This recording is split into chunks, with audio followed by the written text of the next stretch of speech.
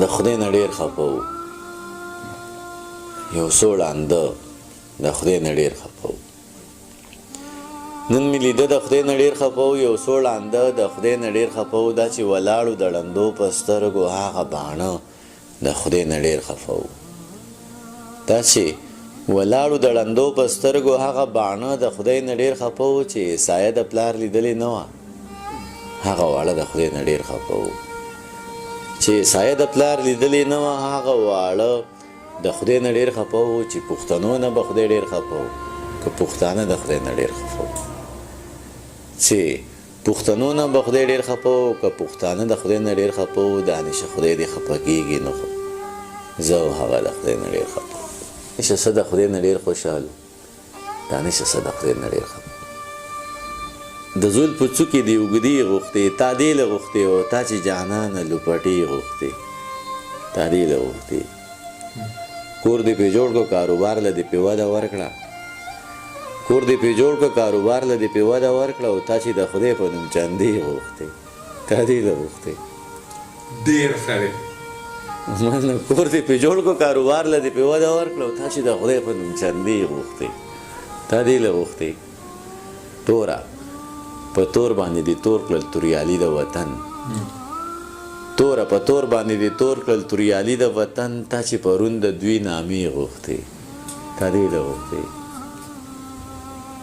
تیل دې بانه کړه او باتۍ دې په اوبو کې کېښوې، تیل دې بانه کړه او باتۍ دې په اوبو کې کېښوې، او تا چې د چم مالت ډیوې غوښتې، تا دې له غوښتې.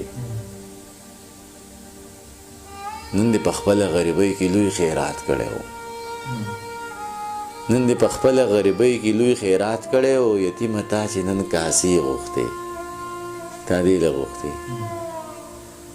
ځان دې سینګار کو نو ګلان ملان اوس ټول شرمېږي، ځان دې سینګار کو نو ګلان ملان اوس ټول شرمېږي، او تا چې د ګل په رنګ جامې غوښتې، تا دې له غوښتې. یو څو شعرونه درته نه ووایم. دغه غم په ما سوا دی، دغه غم را سره یوسه، خیر دی ډېر ما ته په سره که ته لږ کم را سره یوسه. دغه غم په ما سوا دی، دغه غم را سره یوسه، خیر دی ډېر ما ته په سره که ته لږ کم را سره یوسه. راشه دې پولي ته کښېنه دا واښه ته به روټي کا، راشه دې پولي ته کښېنه دا واښه ته به روټي که، دغه پڼ ما ته په شا که دا شړشم را سره یوسه.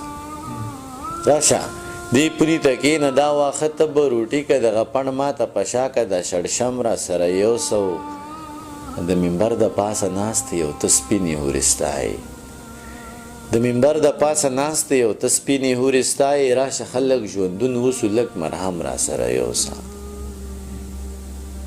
دا د هجر تورې شپې به د وصال سپوږمۍ رڼا کي، دا د هجر تورې شپې به د وصال سپوږمۍ رڼا کي، خو ته لاس په لاس کې راکه یو قدم را سره یوسه.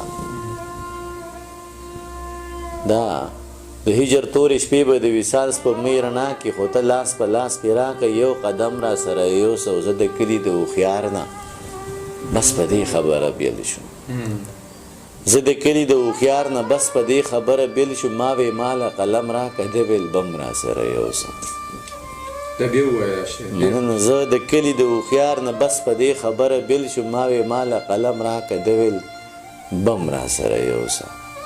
ګرانه تور او تهمت څه وي، د ستم اندازه څه ده. میرزا خانه ګرانه تور او تهمت څه وي، د ستم اندازه څه ده. راشه یو تهمت مې واخله یو ستم را سره یوسه.